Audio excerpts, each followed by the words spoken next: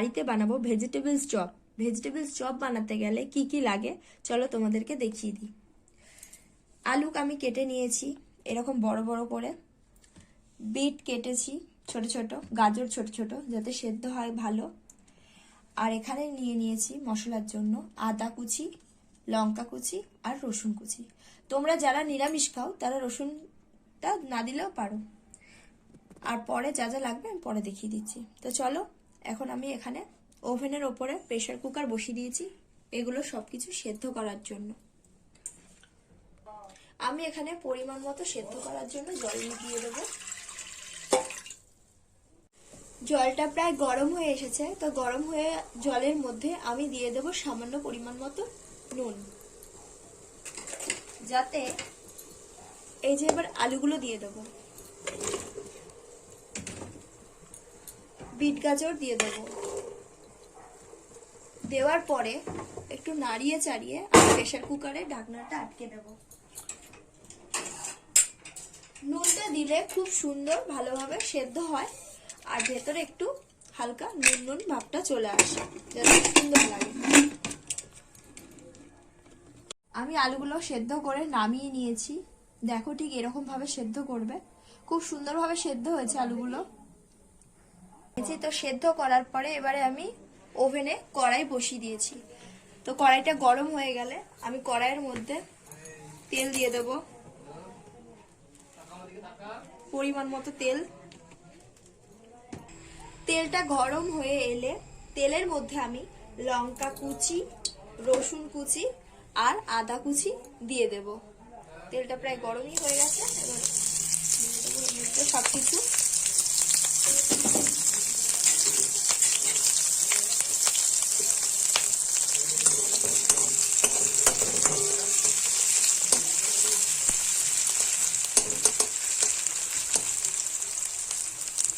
আদা রসুন লঙ্কার কুচিগুলো একটু ভালো করে লাল লাল করে ভেজে নেব।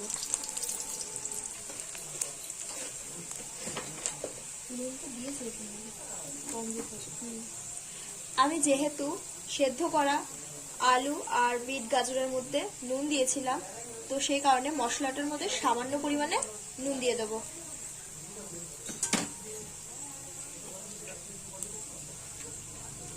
সামান্য পরিমাণ হলুদ দিয়ে দেব।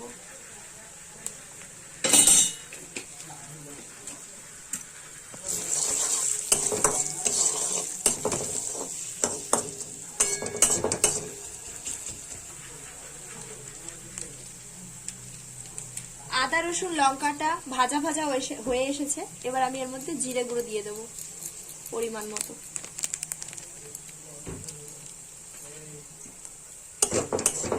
জিরে গুঁড়ো দেওয়ার পরে একটু ভালো করে নাড়াচাড়া করে নেব।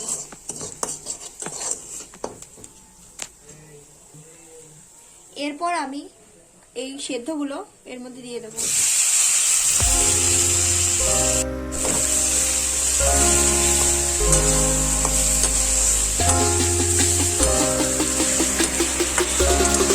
দেওয়ার পরে ভালো করে নাড়িয়ে চাড়িয়ে নেব, যাতে মশলাটা আলুগুলোর মধ্যে লেগে যায়, আলু আর গাজর দিকের মধ্যে লেগে যায়। এবার আমি এই সেদ্ধ করা আলু গাজর মিটটাকে ভালো করে ভেঙে নেব।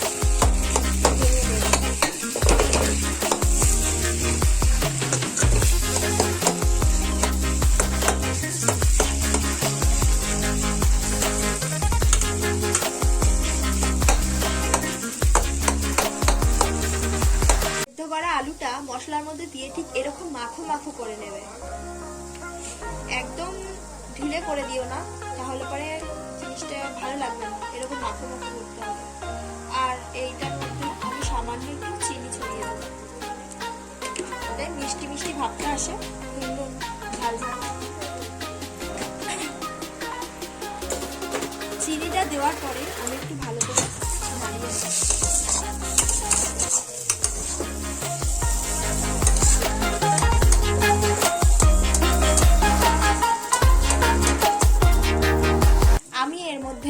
বাদাম, যেগুলো আমরা রেগুলার খাই, চিনে বাদাম বলা হয় একে, ছিটিয়ে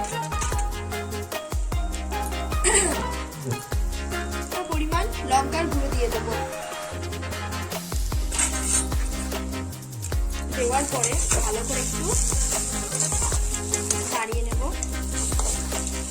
যাতে বাদামটা পুরো আলুটার মধ্যে ঢুকে যায়। ভেজিটেবলস করার জন্য আমার মশলা করা পুরো কমপ্লিট। এবার আমি পরের প্রসেসে যাব। পরের প্রসেসের জন্য আমি নিয়ে নিয়েছি এখানে কর্নফ্লাওয়ার আর এটার মধ্যে বিস্কুটের গুঁড়ো। কর্নফ্লাওয়ারটাকে আমি ব্যাটার তৈরি করব। সামান্য জল দিয়ে দিয়ে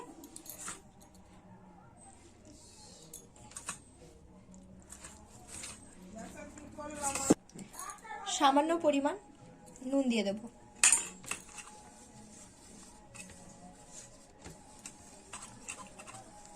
কর্নফ্লাওয়ার যে নিতে হবে এমন কোনো কথা নেই, আপনারা চাইলে পরে ময়দাও নিতে পারেন। আর কর্নফ্লাওয়ার আর ময়দা হলেও সেই জিনিসটা এরকম যাতে পাতলা হয়। কর্নফ্লাওয়ার আমার গোলা হয়ে গেছে। এরপর আমার পরের প্রসেসের জন্য আমি রেডি হব। ভেজিটেবলসের চপের যে মেইন মশলাটা সেটাকে আমি এরকম গোল গোল করে হাতের সাহায্যে করে নিয়েছি। তোমরাও ঠিক এরকম ভাবে করে নেবে।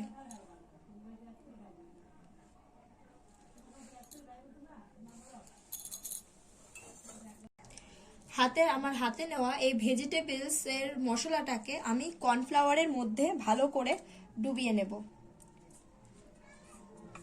ডুবিয়ে নেওয়ার পরে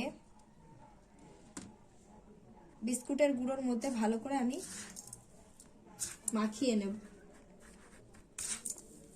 যাতে ভালোভাবে মেখে যায়।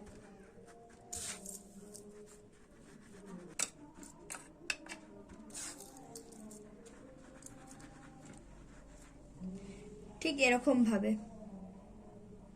ঠিক এইভাবে এই প্রসেসে আমি সবকটাকে বিস্কুটের গুঁড়ো দিয়ে মাখিয়ে নেব।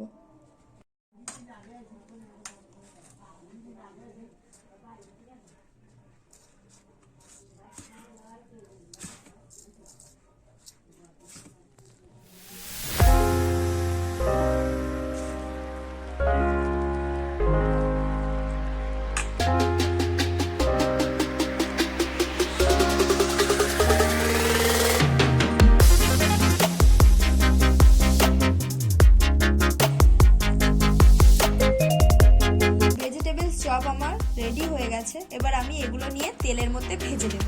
তো কড়াই আমি বসিয়ে দিয়েছি। কড়াইয়ের মধ্যে গরম তেল করার জন্য আমি তেলটাও দিয়ে দিয়েছি। তো তেলটা এবার গরম হলে পরে আমি এগুলোকে দিয়ে দেব, তারপরে ভেজে দেখাবো তোমাদেরকে। আমার এখানে ভেজিটেবলস চপ পুরো রেডি। আমি শুধু এবার এটাকে নিয়ে গরম কড়াইয়ের মধ্যে ভেজে দেব। তো গরম কড়াইয়ের মধ্যে আমি তেল দিয়ে দিয়েছিলাম আগে। তো তেলটা প্রায় গরম হয়ে এসেছে। তো এবার আমি এগুলোকে এক এক করে ছেড়ে দেবো।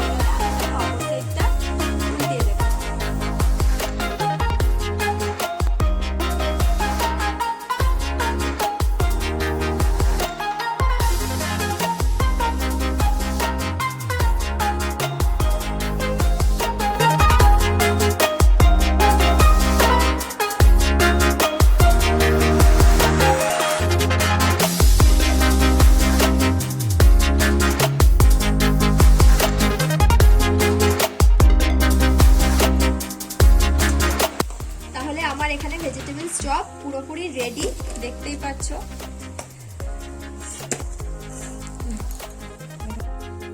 তাহলে দেখতে পাচ্ছ বন্ধুরা, আমার ভেজিটেবলস চপ পুরোপুরি রেডি। আর আমার এই ভেজিটেবলস চপ যদি তোমাদের পছন্দ হয়ে থাকে তাহলে একটা করে লাইক করো আর চ্যানেলটাকে সাবস্ক্রাইব করো প্লিজ।